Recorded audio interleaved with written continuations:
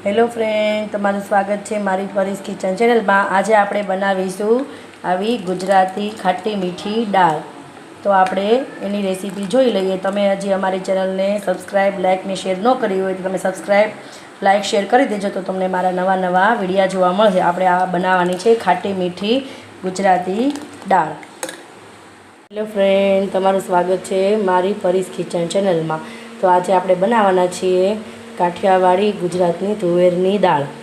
तो आपणे आने एक वाटकी लई लीधी छे। आ 3-4 થી 5 लोकोने थई रहेशे एटली आ दाळ में लीधी छे।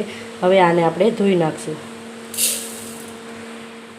मैं आ दाळ धोई अने लई लीधी छे। हवे आपणे एमां एक मोटुं टमेटું नाखीशुं,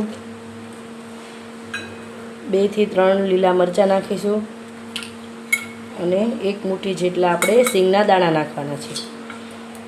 एमां आपणे अर्धी टीस्पून हळदर नाखीशुं। आ बधुं बाफवामां ज आपणे नाखी देवानुं छे। एनो टेस्ट खूब सरस आवे छे। 1 टीस्पून जेटલું मीठું नाखीशुं। हवे आपणे आमां 2 થી 3 ग्लास पाणी नाखवानुं छे। एमां 2 થી 3 ग्लास जेटલું पाणी नाखी दीधुं छे। हवे आने आपणे बाफवा मूकीशुं अने 5 થી 6 आपणे सीटी वगाड़ीशुं। मित्रों, तमे हजी मारी चेनल ने सब्सक्राइब, लाइक, शेर न करी होय तो तमे करी देजो। तमने नवा नवा मारा विडियो जोवा मळशे। तो आने आपणे हवे बाफवा मूकी दईए, पछी आपणे आगळनी प्रोसेस जोईशुं। आपणी दाळ बफाई अने रेडी थई गई छे। हवे आपणे आमां झेणी फेरववानी छे, ब्लेन्डर फेरववानुं नथी, केम के आपणा सींगना दाणा नाखेला छे, नहीं तो आपणा सींगना दाणा आमां भांगी जशे। एटले आपणे आमां झेणी फेरवी अने आपणे एने उकळवा मूकवानी छे। जो आपणी दाळ एकदम मिक्स करी नाखी छे, मैं झेणी फेरवीने हवे आपणे आने आमां टमेटું नाखीशुं। आमां आपणे बाफवामां टमेटું नाखेલું હતું એટલે આપણે આમાં થોડુંક ટમેટું નાખીશું તો ચાલશે। આપણે મેં આમાં અડધું ટમેટું લઈ લીધું છે।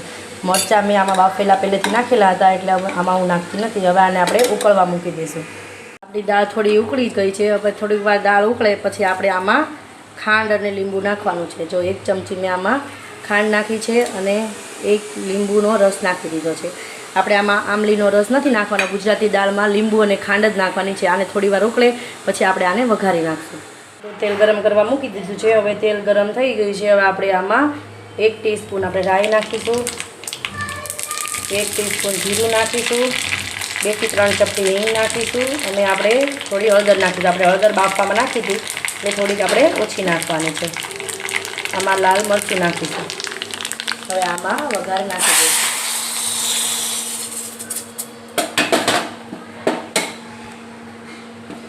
वघार नाखी दीधो छे। हवे थोड़ी वार आपणे 2 થી 3 मिनिट आपणे आने उकळवा दईशुं। हवे आपणी दाळ बनी गई छे। हवे आपणे एने एक बाउलमां काढी लईए। आमे एक बाउलमां दाळ काढी लीधी छे। हवे आपणे एमां उपरथी धाणा नाखीशुं। मित्रों, આવી રીતે તમે દાળ બનાવશો તો એકદમ સ્વાદિષ્ટ અને ટેસ્ટી થશે। ગુજરાતી ખાટી મીઠી તુવેરની દાળ। હવે આપણી દાળ રેડી થઈ ગઈ છે।